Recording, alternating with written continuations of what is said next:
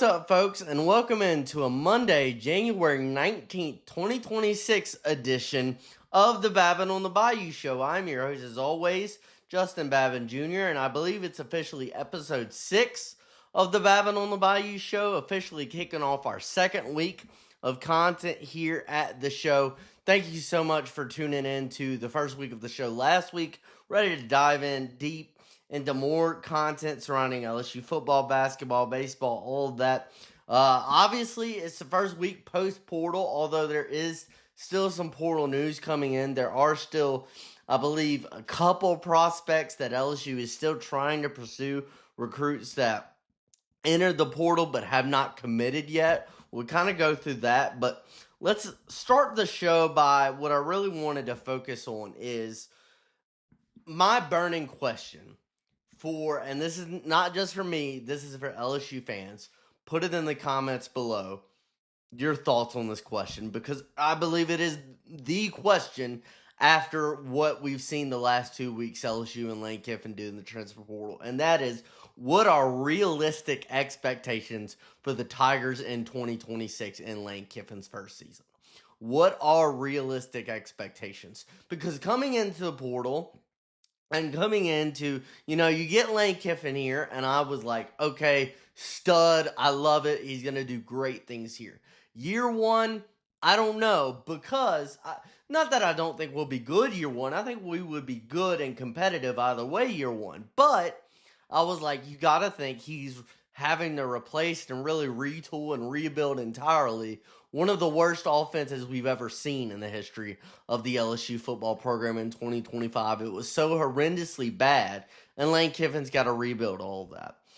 But I look at what you have now, what happened over the last 2 weeks, what you did in high school nationals early signing period in December. I look at the fact that you finished the portal with the number one portal class in the country.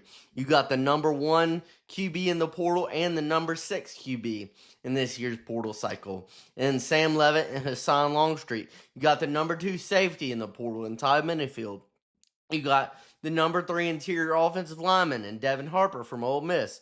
The number 8 edge rusher in Jordan Ross from Tennessee. You got Caden Durham to come back. He was transferring out, but he ultimately decided to stay. So you're going to have him and Harlan Berry be your bell cow backs in 2026. Trades Green, of course, is returning. The 6'7" matchup nightmare is returning for 2026. And then you look at the fact that you got Blake Baker back, you got most of the defensive staff back for 2026, and the offensive staff you're bringing had incredible success over the past couple of years at Ole Miss, leading to making it all the way to the Final Four this year before being bounced out in the CFP semifinal by Miami in the Verbo Fiesta Bowl. So when you look at it, what are reasonable expectations? I mean, you add on to my big concern coming into the portal was you had 8 offensive linemen transfer out of LSU in the last month, but you bring 7 guys in, and you bring some really good guys. You bring in a veteran senior like offensive lineman Alu Ba from Maryland, who's expected to probably start for you in 2026. Devin Harper from Ole Miss was a good pickup. Sean Tompkins, William Satterwhite, all of those guys, and you picked up 7 offensive linemen, and there's going to be a ton of competition there. Again, we'll get to tomorrow through Friday, Tuesday through Friday of this show. I'll pick maybe 2 or 3 positions each day, and we'll go into a deep dive into kind of maybe a little bit of the depth chart after the transfer portal and kind of a position by position breakdown of the LSU roster for 2026 post transfer portal. That's what we're going to do.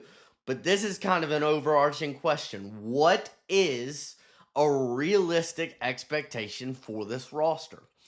Because before I thought, look, 8-4, possibly 9-3, kind of because, again, my thing was you're replacing one of the worst offenses we've ever seen in LSU history. But thinking about all the talent that you brought in, I said it on Friday. I knew you were going to be really good in the transfer portal, but the talent you brought in, like the fact that you were able to bring in Sam Levitt and Hassan Longstreet, That blew my mind, right?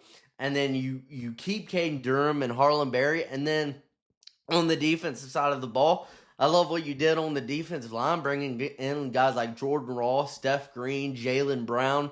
You bring in Friday, they got TJ Daugherty, the former Ole Miss linebacker, to commit to LSU. So having Daugherty play the other linebacker position opposite Whit Weeks is gonna be huge for you, because Daugherty has produced in his past stop at Ole Miss. That's a really good get. I love how your secondary is looking for 2026. And look, honestly, On3 just came out with their way too early top 25, preseason top 25, heading into 2026 way too early. And they had LSU ranked as the number 12 team in the country. And that's probably right. But 12 is a playoff contender. So I think this team can contend for a playoff in 2026. I think with this roster, with the guys you brought in, I love what you did. So, I don't want to give a prediction yet, but I am highly encouraged for 2026 with what you just did in the transfer portal, what you just accomplished. And then, tonight, this episode is coming out, I believe, an hour and a half before the national championship game tonight. And look, the bottom line is I think Kurt Cignetti changes the conversation a little bit. Because you look at the fact that before he came to Indiana 2 years ago, before he came there, they were the losingest all-time program, one of the worst all-time programs in FBS football history. Uh, and then he comes in and he goes 11-1, only loses one regular season game in year one, makes the playoffs, loses to Notre Dame, and now they are 15-0, getting set to hoist the trophy potentially tonight. And look, I believe that changes things, not just for Lane Kiffin, but for a variety of coaches, to where it's no longer like, judge me on year three.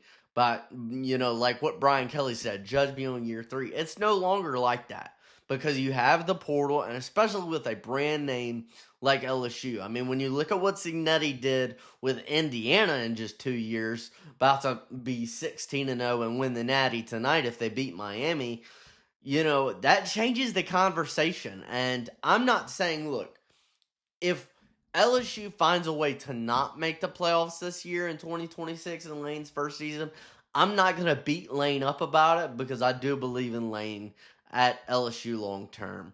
But I do think that it's a possibility. It's certainly a title, a playoff contending team with all of the talent you brought in.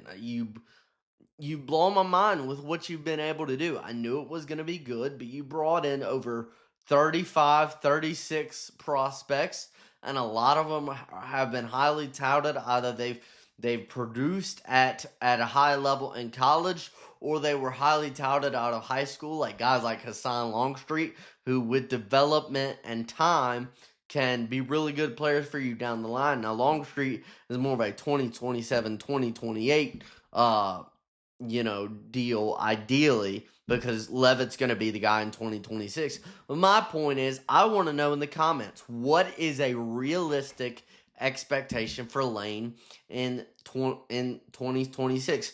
Because I'm thinking this is a 9-3. I'm thinking this might be a 10-2 roster. I'm thinking this might be a 10-2 roster, and that gets you in the playoff, especially in a 9-game SEC style format.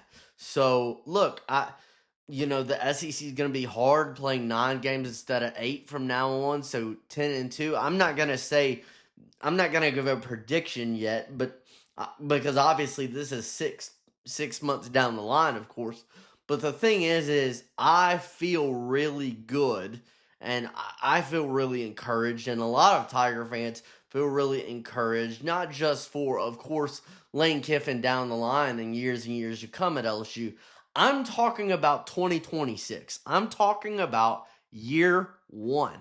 Is it realistic to say what I think right now? This is a playoff contending team, and a team I think has the potential. Of course, the reason I'm hesitant on that, as of course you have to figure some things out from now until September. You brought in all of these guys on the offensive line. There's going to be a ton of competition there. You're loaded in the receiver room. There's going to be a ton of competition there. The Sam Levitt injury thing is going to be a thing to keep an eye on. All of that. So there are still questions. But my question, and I want you guys to answer this in the comments, what are realistic expectations after post portal? What's realistic expectations? How are you feeling about not Lane Kiffin overall? Because I know we all feel great about him years and years down the line. 2026. I'm talking 2026 year one. What is realistic for you? To me, I think it's a 10-2 roster. I really do. I love the talent you brought in, and I think with the right development and the right coaching, which you now have, it can perform well. It can perform really, really well and compete in the SEC. That's my thoughts. I just had that question, and again, I want you to give your answers in the comments below. A few more notes from the weekend, of course. You signed TJ Daugherty, the linebacker from Ole Miss. We talked about him Friday. You signed the younger brother of Mansour Delane and Fahim Delane, the Ohio State safety, coming off a true freshman year at Ohio State. The big news, obviously, is on Sunday. The number one offensive lineman in this year's portal class, Colorado's Jordan Seaton, came to BR for a visit on Sunday. He's still on LSU's campus. Reports are that it will reportedly last into Tuesday. So from a visit from Sunday to Tuesday, Jordan Seaton would be massive. The number one offensive lineman in the country, maybe the number one offensive lineman in the draft going into next year's draft in 2027. He would be a huge pickup for the Tigers. And really, the question, if you bring in Jordan Seaton, is not only can this offensive line be decent in 2026, can it be good? If you bring in a guy like Jordan Seaton, I think that's a really good question to ask, because Jordan Seaton is an absolute star. He already took a visit to Mississippi State and a visit to Miami before coming to LSU on Sunday, and he is scheduled to take a visit up to Oregon. However, the Tigers would like to sign him and get a commitment from him before he leaves on Tuesday for his visit to Oregon. They would like him not to go to Oregon because they want to sign him Tuesday, because I believe Tuesday is the last day for players to sign and enroll and all that, so that if they don't sign Tuesday, they won't be eligible to play spring football. Play football in the spring, practice with the team in the spring. So preferably, if you're getting this done, you want it done by Tuesday. That's what you want. And that's why LSU is really pushing hard to get Jordan Seaton, because he would be a huge pickup for the Tigers going into 2026. But again, and then another guy, they're also looking at a defensive end and edge rusher, Prince Will Umami-Ellen, I believe is his name. Prince Will Umami-Ellen, who played at Ole Miss for a couple seasons under Lane Kiffin. He is transferring, so they're also in the race right now for still Seaton and Umami-Ellen. Try to bring those guys to campus. But overall, the number one portal class in the country, and now that is kind of getting the post-portal conversation. We'll do a position-by-position breakdown starting tomorrow. I think we'll do the skill positions tomorrow. We'll go over running back, receivers, tight ends tomorrow. We'll do quarterback, offensive line on Wednesday. And then we'll spend Thursday and Friday going over the defense as well. So, but yeah, I mean, you're still going after Seaton. You're still going after Umami-Ellen. But again, magnificent, fantastic, legendary job by Lane Kiffin. I mean, all the best adjectives in the world to describe what Lane Kiffin and the staff have been done. The incredible job they've been doing, for the past 2 weeks in the transfer portal, bringing in the number one transfer portal class in the country and making it, again, a real question that I'm asking in the comments. what are realistic expectations for this team and for this roster in year one under Lane Kiffin. But yeah, that's my LSU football update today. But I would love to talk to you about our lovely sponsors over here at Babin on the Bayou. Each day, the Babin on the Bayou show is brought to you by and proudly presented by Shield Heating and Cooling. That's Shield Heating and Cooling. And when you're talking about the team at Shield Heating and Cooling, you're talking about a team of guys with decades of experience as experts in the AC industry. They're trustworthy, they're reliable, they're the best in the business. I love my viewers, I love you guys, and I really want to help you out. So I want to reward you for always tuning in to the show. So if you call Shield Heating and Cooling today at 225-46-BAYOU, that's 225-46-BAYOU, BAYOU.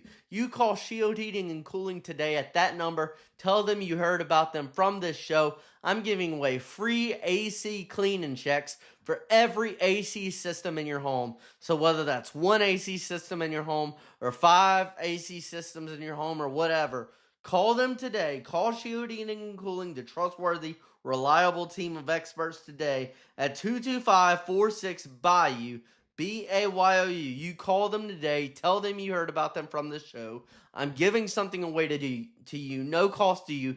Absolutely free AC cleaning checks for every AC system in your home. We love the guys over at Shield Heating and Cooling.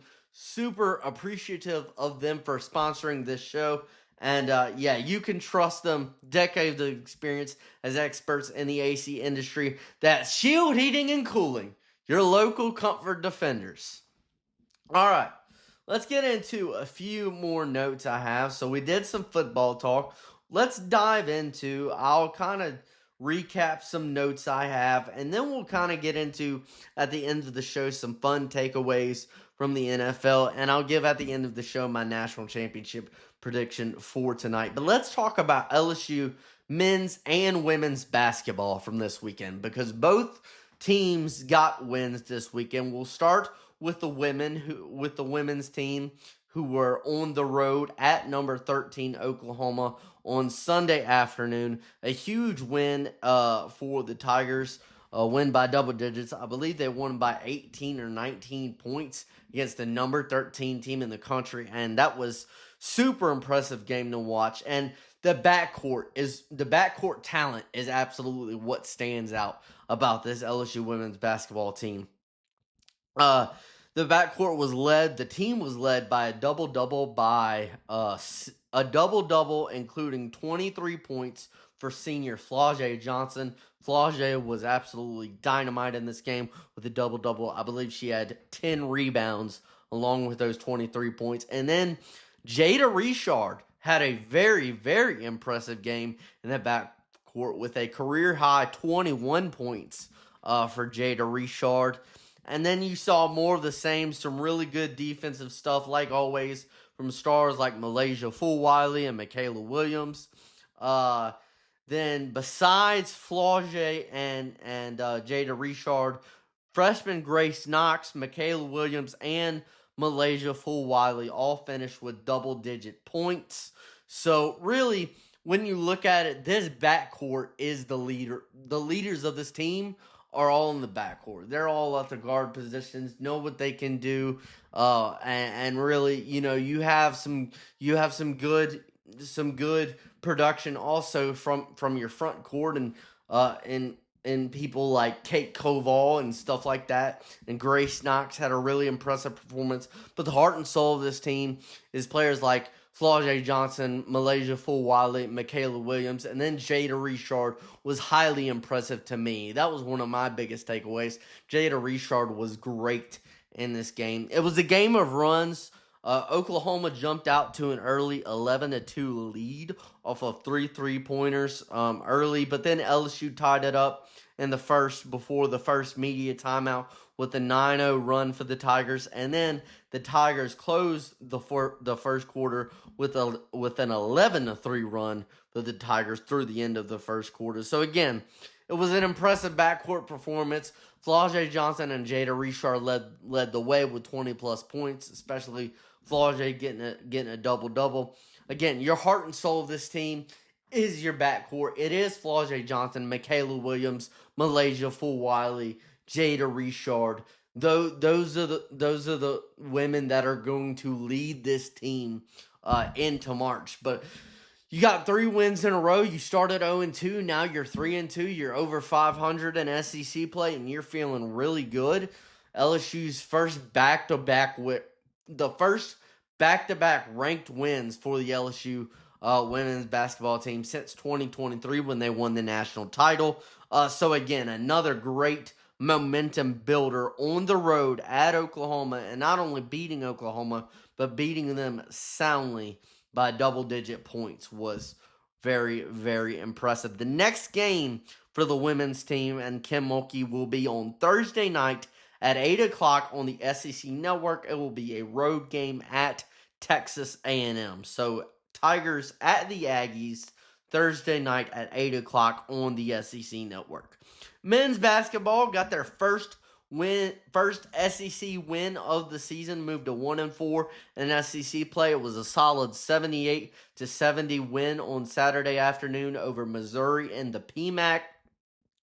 Markel Sutton had a really good game. Markel Sutton had 26 points in that game. Very impressive. Max McKinnon also added another 20 points.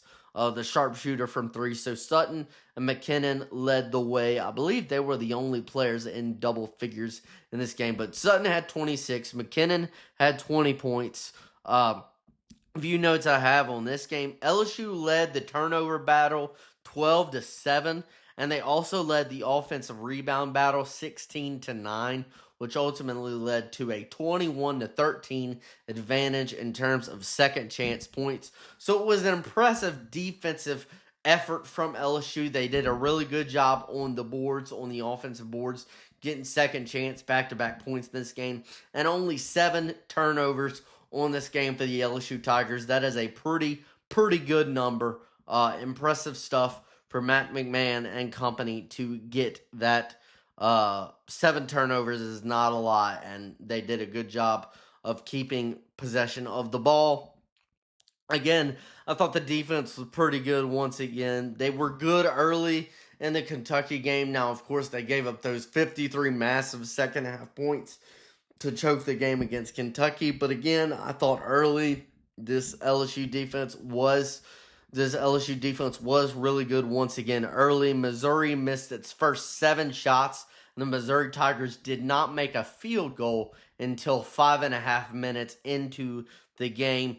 So it's big to get that chip off your shoulder, right? To get that first SEC win of the season, 78-70 over the Missouri Tigers. It's not going to change my outlook on Matt McMahon. It's not going to change how I feel. I went on that little mini rant last week.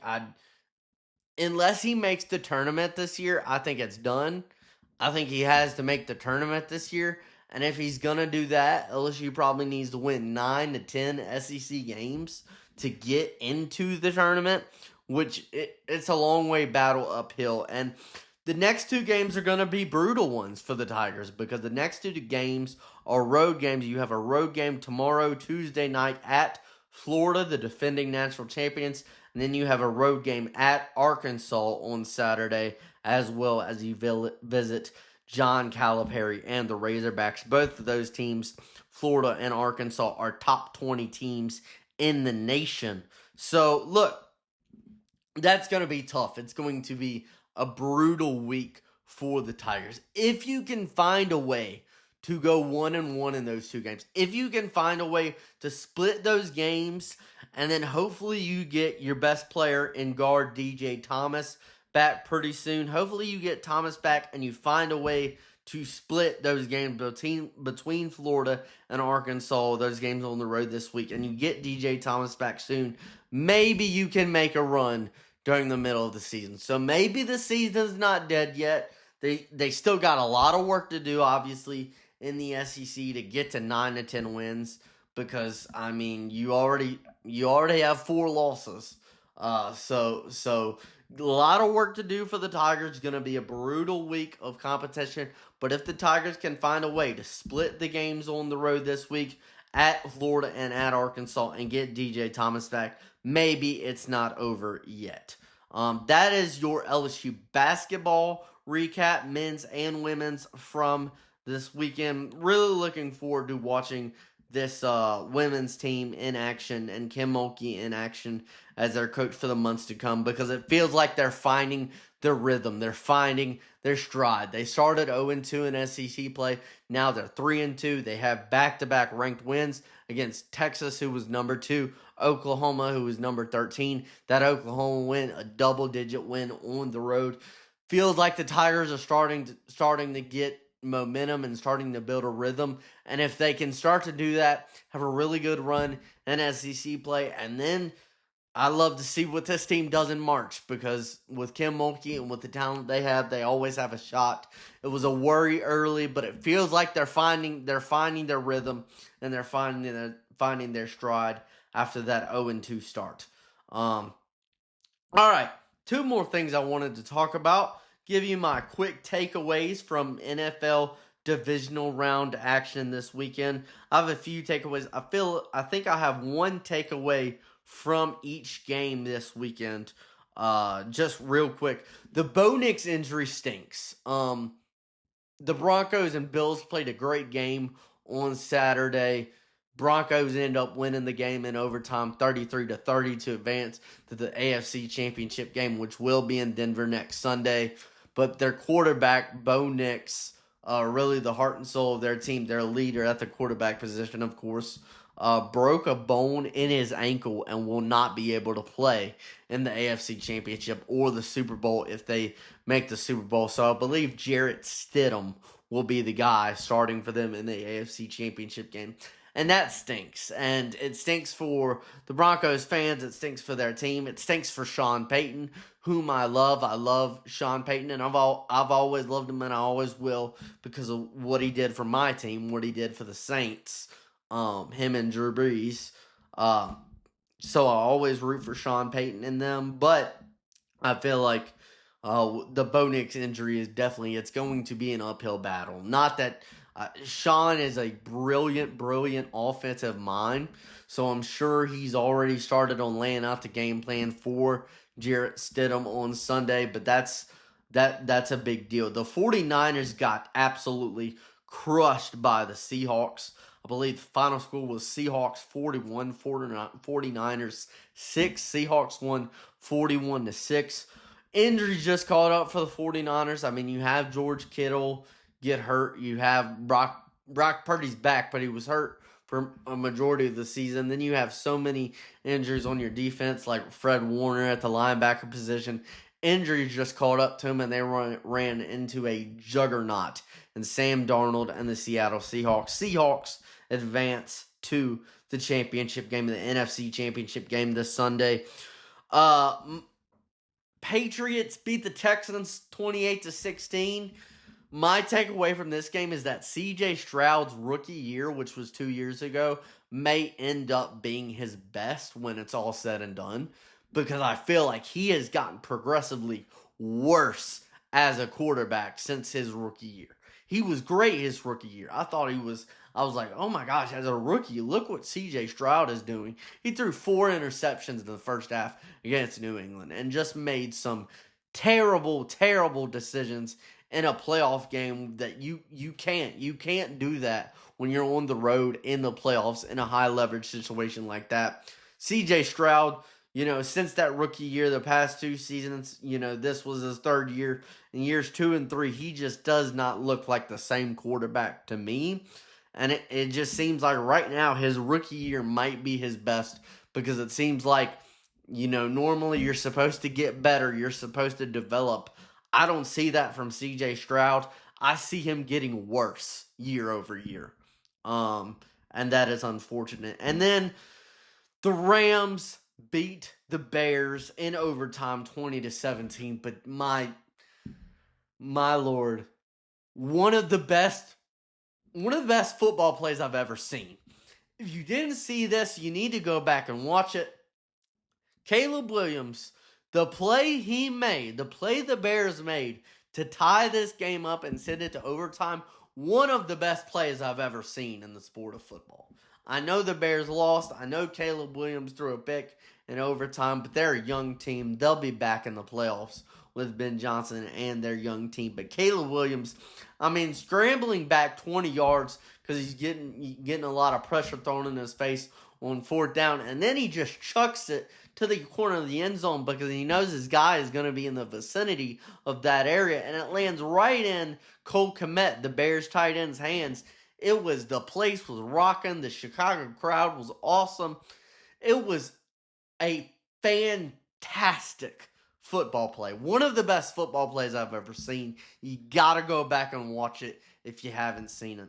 But the matchups to determine who will be the two participants in the Super Bowl this year, it will be the Rams at the Seahawks on Sunday and the Patriots at the Broncos on Sunday. So that is some of my takeaways from the NFL playoff divisional round action from this weekend. And then the game tonight, of course, Indiana at Miami. Oh, I did want to say this. If you were wondering, I went 1-3 in my predictions from Friday. Not a great week. I went 1-3 in the NFL divisional round this weekend. Not great, but college is different. That's why I'm going with Indiana to win tonight and Indiana to cover. Indiana is favored by, I believe they were favored by 8 points early in the week last week. I believe that line has dropped down to Indiana minus 7.5. I'm taking Indiana and Curt Cignetti to win the national championship, and I'm taking them to cover as well. They have destroyed every team they have played, destroyed Alabama, destroyed Oregon. I think it's going to be a fun one tonight as far as I'll be interested to see how Indiana's offense does against Miami's defense, because Miami's defense is legit. Like, that's the best part of their team. So that's what I'm interested in. But yeah, congratulations to Curt Cignetti. I think they're going to get it done tonight. First ever 16-0 team in college football history. But I'm taking the Hoosiers to win and the Hoosiers to cover. Hope you enjoy the game tonight. Hope you had a great weekend. Again, remember, put in your comments. I want to hear feedback from you guys. What are the realistic expectations for LSU and Lane Kiffin in his first year in 2026 after a great portal haul, the number one transfer portal class in the country? But I thank you so much for tuning in to this Monday edition of the Babin on the Bayou show. Like this video, share this video with your friends, subscribe to the YouTube channel. I thank you folks so much. Hope you enjoy the national championship game tonight. God bless, and go Tigers. Hope you have a great one.